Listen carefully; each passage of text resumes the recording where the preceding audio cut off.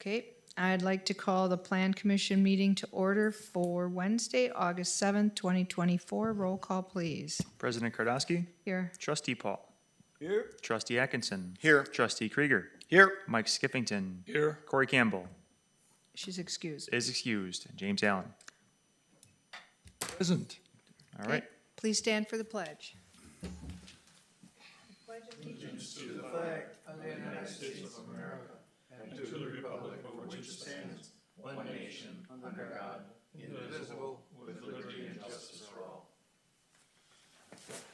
And please remember our men and women throughout the world in uniform.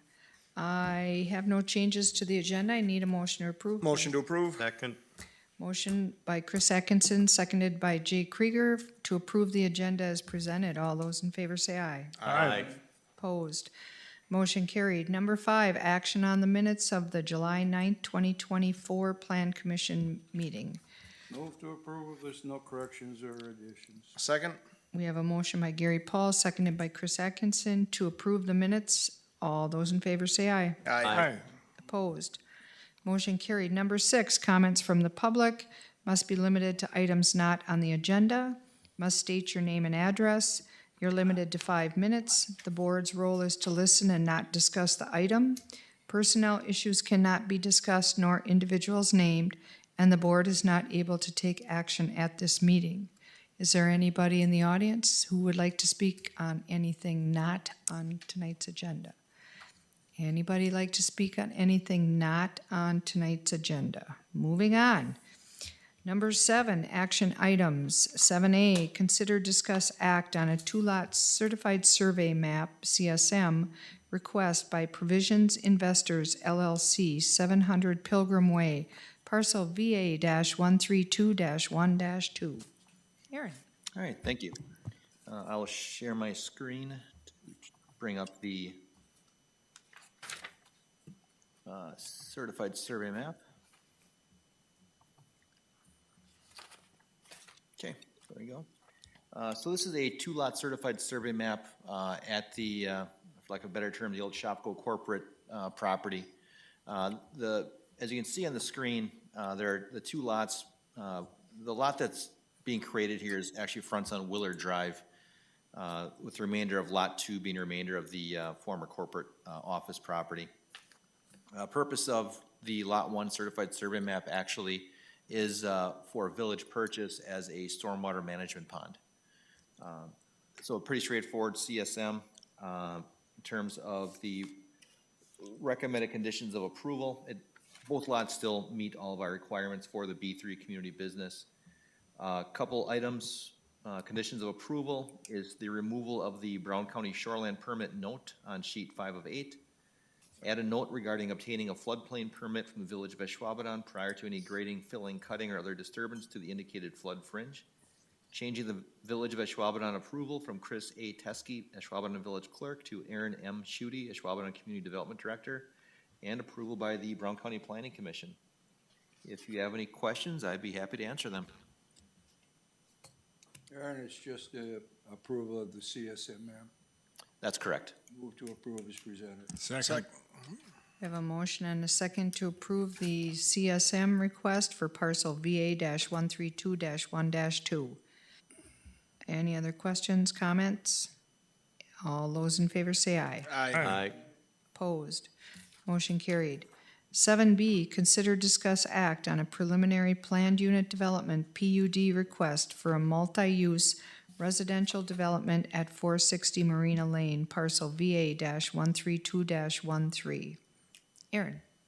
All right, thank you. I will share my screen again.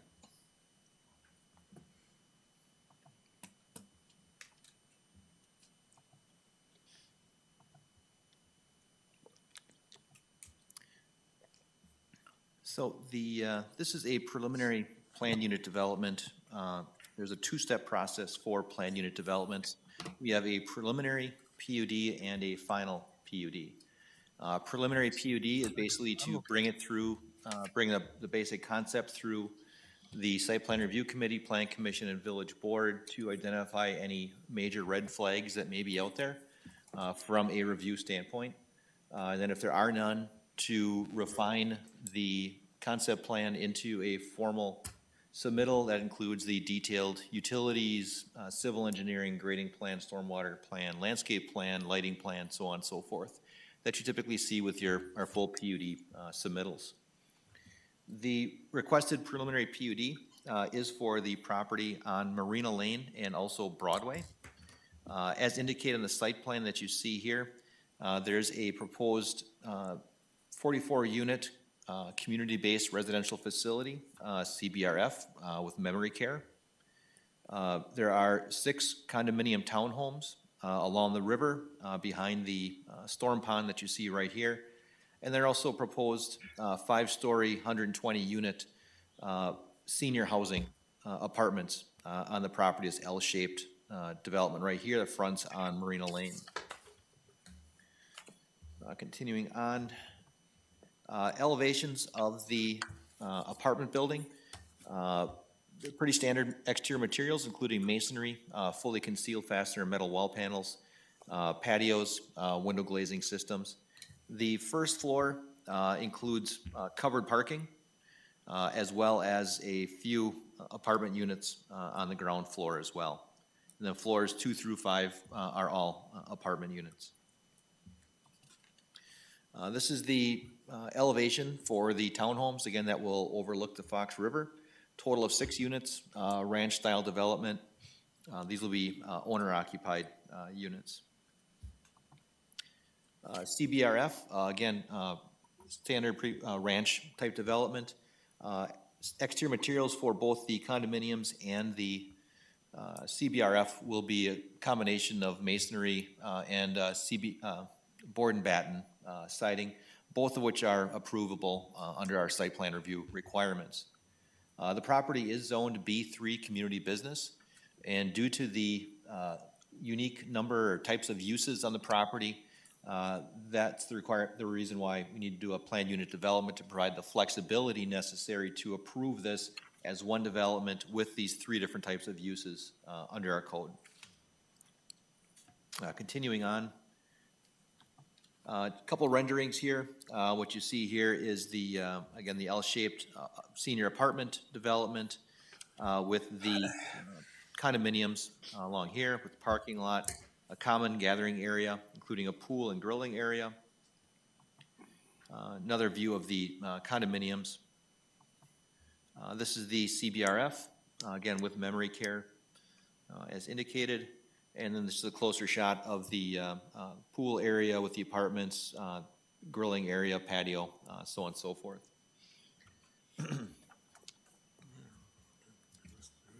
One thing I should note, just going back to the site plan, is the driveway access to the property.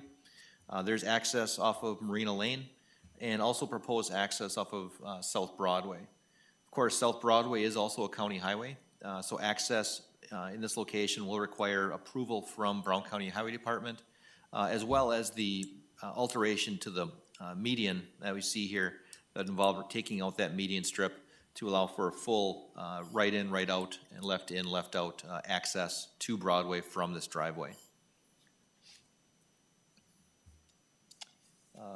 As the property or the building, the apartment building is to be taller than 50 feet within Airport Zone C. It does also need a permit from the airport director, which is fairly common in this area.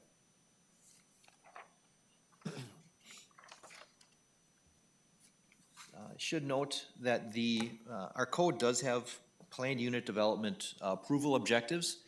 You've seen those in the past. Those will be addressed as part of the final planned unit development. So in this case, we're looking at it from a concept standpoint. Again, any major red flags that we need to address. I'll mention that Site Plan Review Committee did recommend approval 6-0 with staff conditions, and I'll read through those staff conditions for the record. Recommended staff conditions include the submittal of a final PUD packet, submittal of a lighting plan with photometrics, that is light trespass at no more than 0.5 foot candles at property boundaries, or to at least no more than currently exists on site. As the apartment building is greater than 50 feet tall and with Airport Zoning District C, the applicant must obtain an application for height permit from the Green Bay Austin Straubel Airport Director. All parking areas, landscape islands, and drive areas are to have curbing, either conventional, curb pan, or rolled. Screen any rooftop or ground-mounted mechanical units visible from the property boundaries or South Broadway or Marina Lane rights-of-way. Use of fully concealed fasteners for exterior wall panels. The catch-all, meet all applicable requirements of the Ashwaubenon site plan review and all other applicable village ordinances. From engineering, submittal of detailed utility and civil plans with the final PUD packet. Also contact Brown County Highway Department regarding driveway access and boulevard alteration on South Broadway, County Highway H. For stormwater, submittal of a detailed stormwater management and erosion control plans with the final PUD packet. From public safety, provision of a private fire hydrant at the northeast corner of the grilling area. For reference, that would be this area right here, to provide for laydown coverage, basically centrally located to the condominiums, the interior part of the apartments, and the east side of the CBRF. Coordinate with the Ashwaubenon Public Safety regarding FDC, Fire Department connection, and Knox box locations.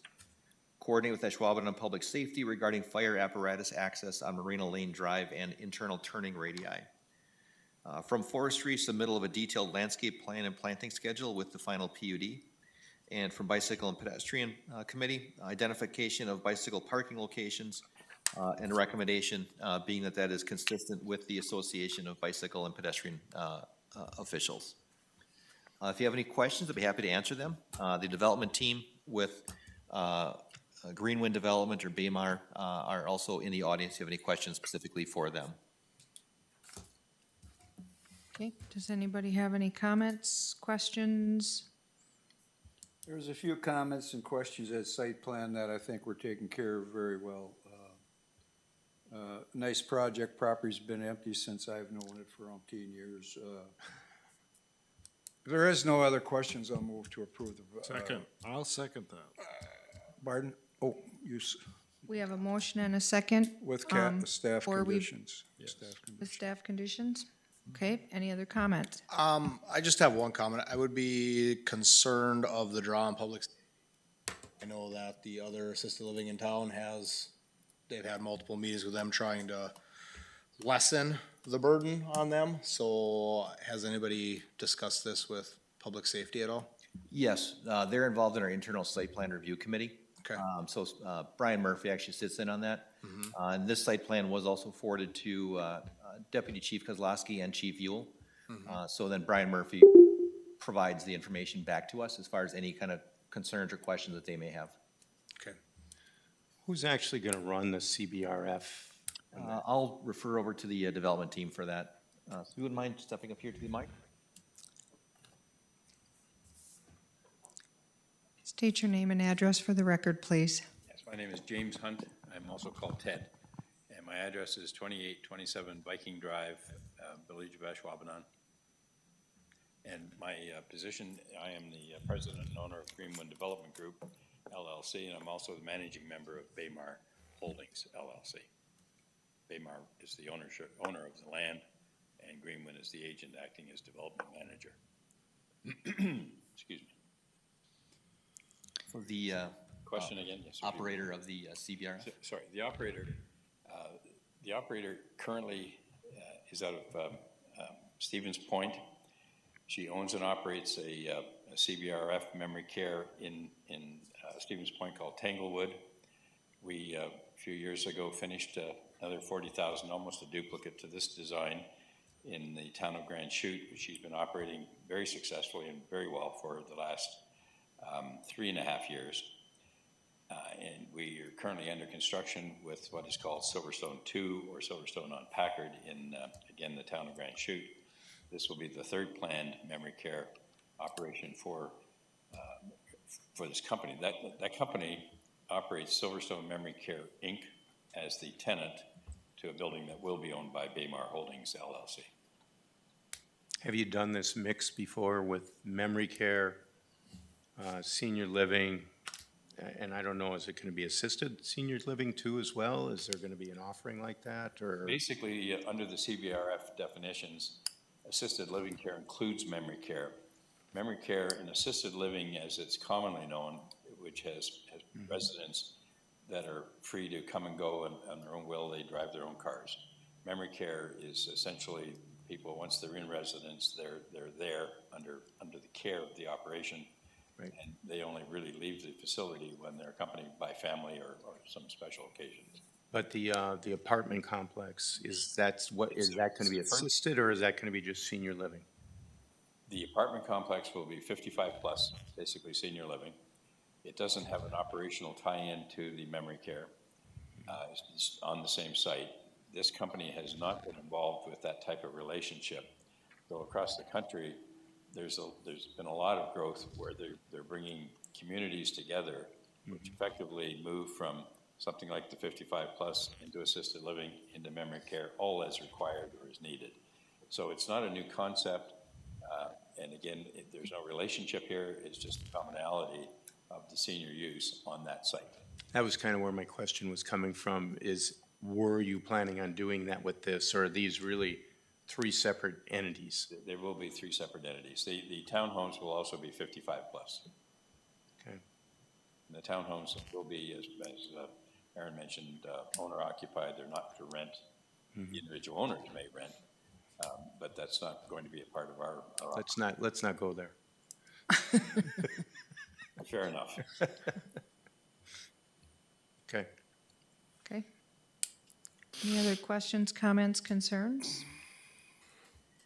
Okay, we have a motion and a second to approve the, thank you, preliminary PUD for a multi-use residential development at 460 Marina Lane, parcel VA-132-13 with staff conditions.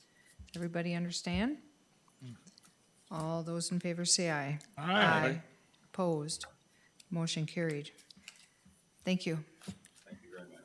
Okay, 7C, consider, discuss, act on an ordinance regulating video boards within parts of the SE Sports and Entertainment and P Public Use zoning districts. Aaron? All right, thank you.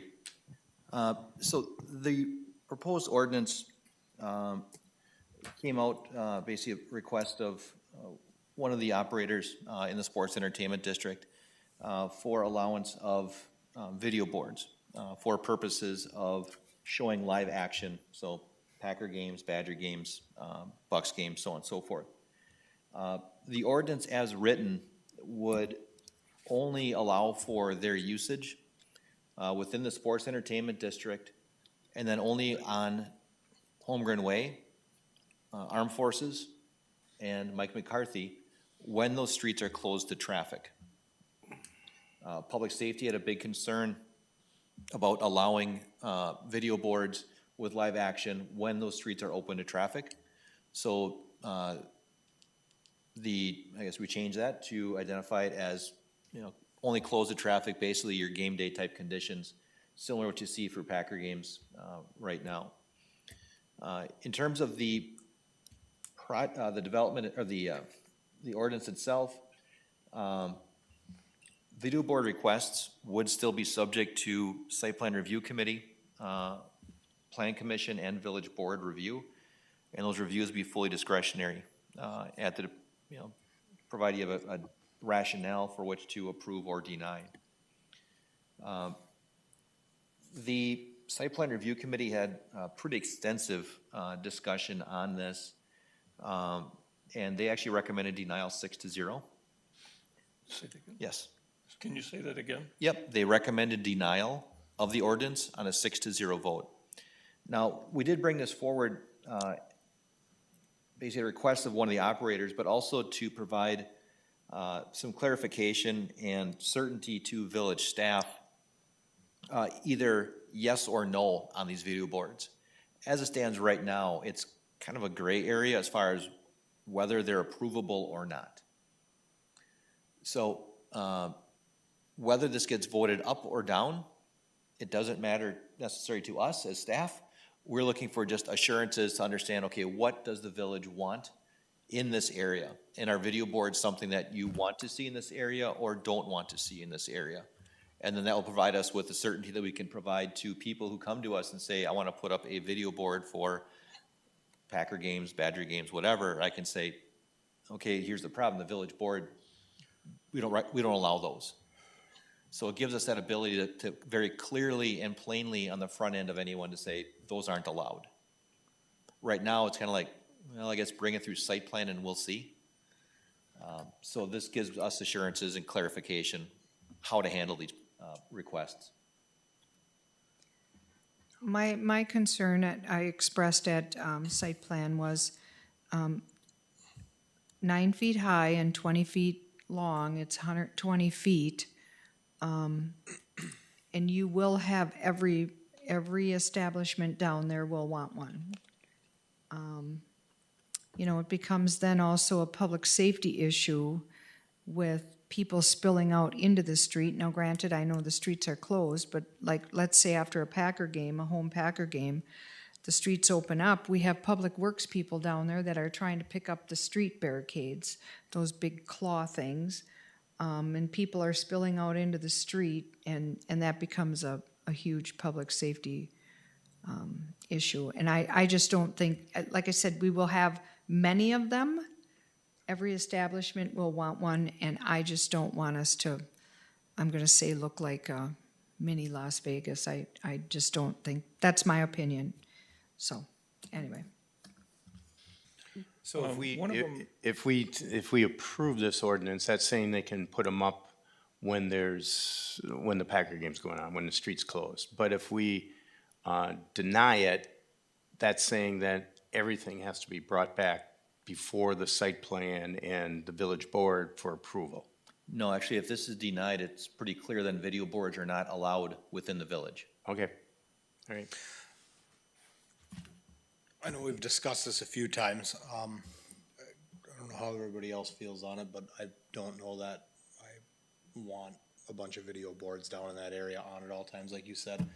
The roads may be closed, but if there ever is an emergency and people are staring at video boards and they're trying to get an ambulance through or a fire truck through, it just, I mean, creates more confusion. So that being said, I would make a motion to deny the ordinance. And I'll second.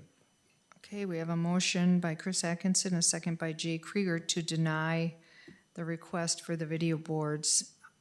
Comments? Yes, and we will now have questions, comments. Oh, try and get a little bit more specific that it's, I'm gonna use the term allowed so I can go to my point. It's allowed on these streets, but you cannot see it outside of that street. i.e., it's allowed on Holmgren, but you can see it over there on Lombardi. Or you can see it on the other side of Lombardi where there is traffic.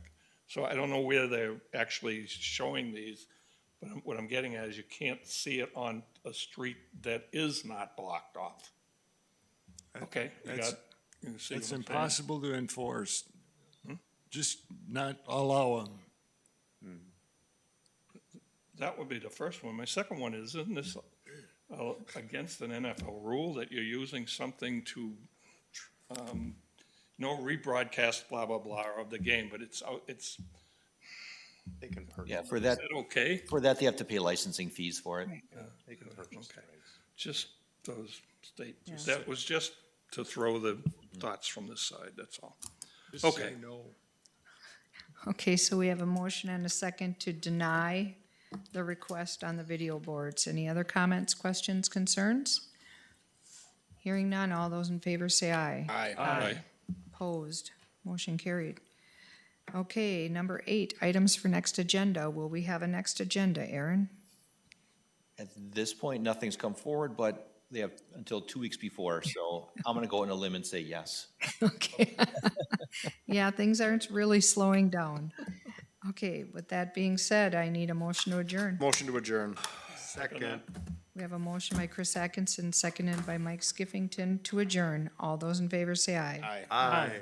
Opposed. Motion carried. We are adjourned. Thank you.